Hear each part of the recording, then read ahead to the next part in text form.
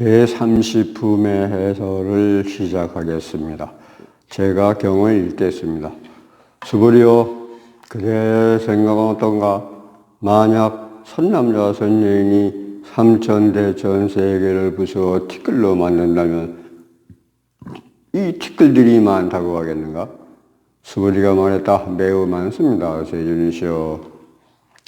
왜냐하면 이 티끌들이 실제 존재하는 것이라면 부처께서 이 티끌들을 말하지 않았을 것이기 때문입니다. 왜냐하면 부처께서 말씀하신 티끌들은 티끌들이 아니고 그 이름이 티끌들이라 하셨기 때문입니다.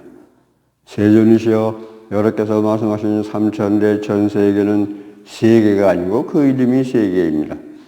왜냐하면 세계가 실제로 존재하는 것이라면 한 덩어리 모습이기 때문입니다.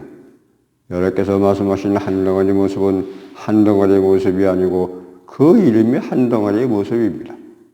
수고리여, 한 덩어리 모습이란 말할 수 없는 것인데 다만 범부들이 그것에 탐착할 뿐이니라.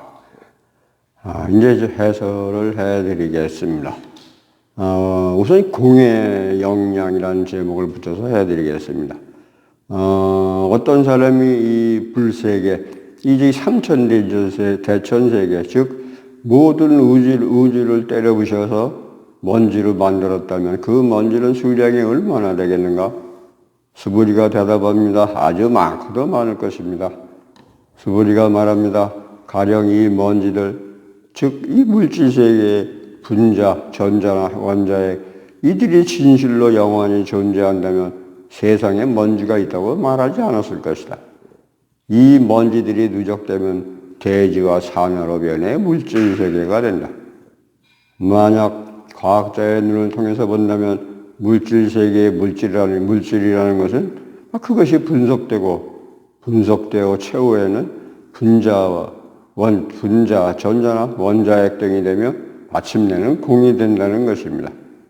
바꾸어 말하면 공의 역량이 비록 물질세계를 이루어낼 만큼 막대한 위력을 발휘하더라도 마지막에는 공이 되고 만다는 것입니다. 물리학자라면 이 원리를 이해할 것입니다. 소위 원자라는 것은 마지막까지 분석해 들어가면 결국 공이 되고 맙니다. 이 경우는 결코 없는 것이 아닙니다. 그 역량은 아주 큽니다. 원자 폭탄이 장렬할 때처럼 공의 위력은 그렇게 막강합니다. 그래서 부처는 여기서 말합니다. 만약 그대가 정말 미진이 있다고 생각한다면 내가 그 미진들을 말하지 않았을 것이다.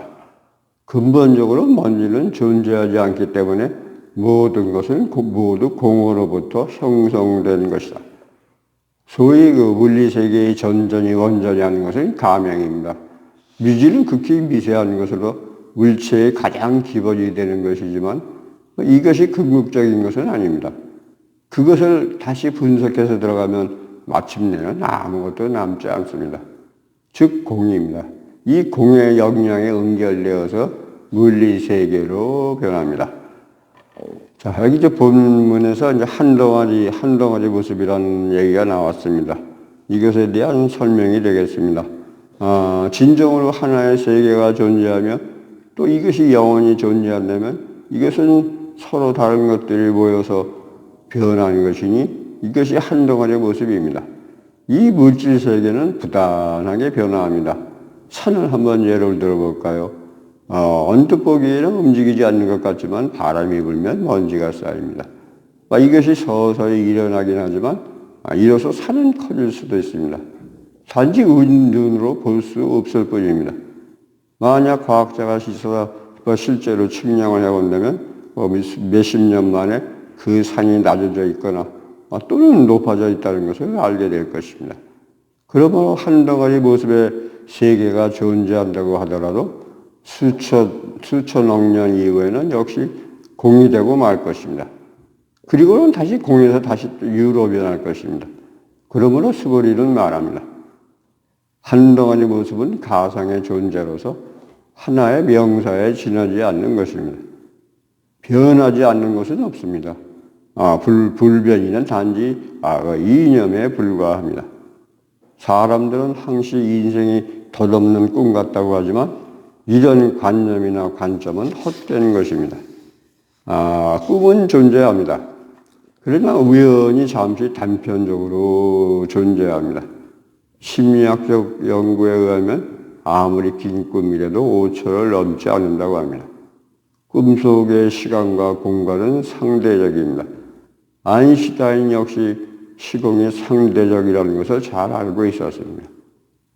우리 지구상의 6개월이 달에서는 하룻밤이며 이 세계상의 1년이 태양에서는 하루에 불과합니다. 우리의 하루가 미생물에게는 만세이자 만생일 수도 있습니다. 그러므로 우주간의 어떤 행성에서도 시간은 모두 상대적입니다. 부처는 말합니다. 한 세계에 정말로 한 덩어리 모습이 있는가?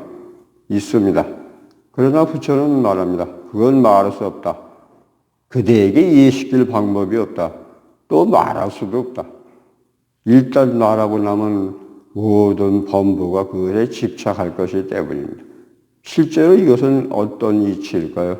이것은 진공으로서 닦아서 완성할 수 있는 묘유의 이치입니다. 그 다음에 제80과 종성이라고 하는 이제 좀 많이 들어보신 얘기는 아닌 것 같습니다. 이 설명이 좀 필요해서 해드리겠습니다. 이제 우리는 불교에서 반야를 연구해야 합니다. 반야를 연구하기 위해서는 유식을 연구해야 합니다. 유식이라는 게 불교에서 하는 유식종이라는 종파가 있는데 여기서 불교의 이론을 아주 상당히 많이 연구하고 있는 그런 단체입니다. 유식종에서는 이제 마음, 심자를 8개의 식으로 분석을 하는데 이것을 8식이라 합니다. 인간은 우리 눈, 귀, 코, 혀, 몸, 의식의 육근이라고 말합니다만은 6가지 감각적 기관으로 이루어진 존재입니다. 앞에 5가지를 전오식이라 하고 6번째를 의식을 제6의식이라 합니다. 전오식은 자체로서 판단, 유추, 비판의 능력이 없습니다. 그것은 다만 나라는 주관이 외부의 객관과 교통할 수 있는 통로일 뿐입니다. 전오식은 제6식에 의해서 첨가되며 자신이 수집한 각가지 정보를 제6의식에 보고하는 기능을 가집니다. 제6의식은 흔히 마음이라고 부르는 존재인데 그 단계는 첫째가 제6의식, 둘째가 제7 마나스식, 셋째가 제8의 아레야식입니다. 80 중 제6식은 의식입니다. 의식은 우리가 쉽게 이해할 수 있는 것으로 바로 우리 심리상의 관점을 일으키는 작용입니다. 바로 의식 상태입니다. 꿈을 꾸는 것 역시 의식 뒷면의 일부분으로서 심리학적으로는 잠재의식이라고 합니다. 잠재의식은 이외에도 많은 작용을 합니다. 제8식인 아레야식은 현재와 과거 및 미래의 시간과 공간을 포괄합니다. 그리고 과거의 일, 즉 종자와 미래의 종성을 포괄합니다. 아레야식이라는 무의식의 바다는 모든 종자를 갖추는 가능성의 바다입니다. 여기서 나오는 종자라는 것은 식물의 씨앗에 해당되는 그런 부분일 것이고, 종성이란 우리 인간의 그 DNA 유전자로 해석할 수 있습니다. 제8식의 본래 모습은 청정한 마음인데 생과사, 시로애락, 윤회 등 삶의 경험은 제8식인 아레야식의 컴퓨터와 같이 고스란히 갈문이 되며 죽음신, 이 죽음신하고 하면 이제 사람이 죽은 다음 이후 환생까지의 중간인 상태의 존재를 죽음신이라고 합니다. 함께 바르도체 그 자체이기도 합니다. 그러니까 아레야식이나 바르도체나 죽음신이나 다 똑같은 의미의 표현입니다. 이것이 이제 3세 인과의 이론적 기초입니다. 부모가 낳은 자식이라도 각자의 개성이 다른데 이것은 부모로 받은 유전적 요소는 이게 작은 부분이고 나머지는 자기가 지니고 온 전생의 종성, 기질과 습관입니다. 이 중요한 부분은 제8식인 아레아식, 즉 가장 중요한 종자에 수반되는 것입니다. 이 종성의 작용을 아레아식이라 합니다. 부처는 이렇게 말합니다. 마음의 본래 모습인 제8식, 즉 아나타식의 작용, 이 아나타식, 아레아식은 이제 아나타식이라고만 다른 표현을 하는 것 같습니다. 아나타식의 작용을 언급하면서 아주 이해하기 어렵고 깊고 세밀하다. 마치 폭포 같으면서 긴 강을 흐르는 물과도 같다. 그들은 언뜻 보기에는 천년만년 시정 흐르는 것 같지만 실제로는 큰 물결은 한 번 지나가 버리면 다시는 돌아올 수 없다. 이렇게 표현을 합니다. 부처께서. 그래서 우리는 이제 막 눈앞에 있는 물결을 보고 있지만 그 물결은 곧 흘러갈 겁니다. 그리고 다시 미래의 물결이 이어서 올 것입니다. 과거의 마음은 얻을 수 없고 현재의 마음도 얻을 수 없으며 미래의 마음도 얻을 수 없는 것입니다. 그 다음에 이제 마음과 이제 폭류라고 하면 거의 비슷한 제목이긴 하겠습니다. 우리의 심리 또한 이와 같습니다. 하나의 생각에 이어 또 하나의 생각이 나타납니다. 수십 년을 사는 동안 일체의 종자가 폭포처럼 흐릅니다. 실제로 우리가 모태로부터 막 세상에 나왔을 때 처음 생각은 이미 죽어버렸으며 그 다음 생각도 다시 죽습니다. 매 1분, 매 1초마다 매 하나의 생각이 모두 지나가 버립니다. 과거는 얻을 수 없고 미래도 얻을 수 없습니다. 이제 막 현재라 해도 곧 사라져 버립니다.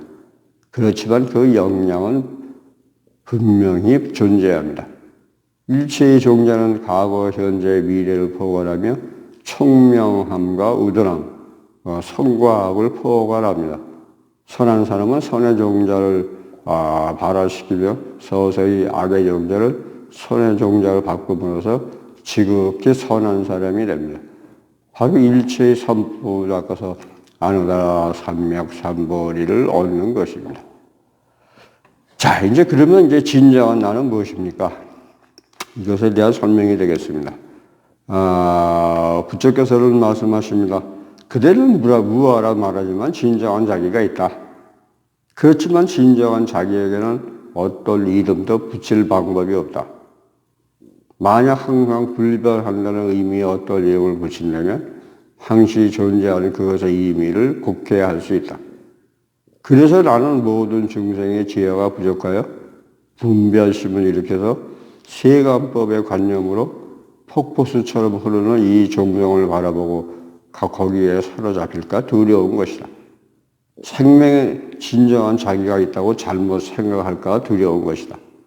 생명이 무아라고 하는 것은 중생이 작은 나의 생각에 사로잡히는 잘못을 깨우치기 위함이라고 하십니다.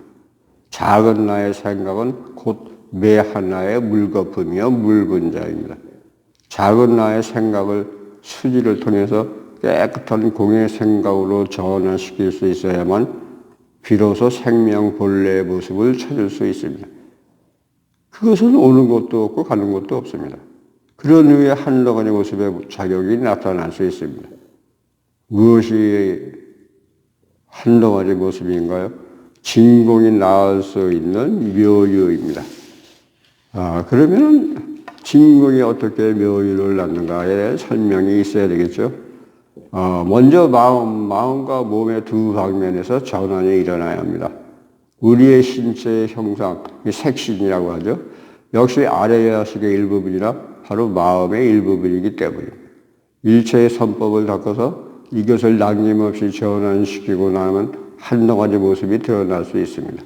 한 덩어리 모습이 이제 한문으로, 원문을 보면 이제 이답상이라고 나오는데, 이거 한 덩어리 모습으로 번역을 한 것입니다. 그러므로 불보살의 진정한 성취는 삼신의 성취입니다.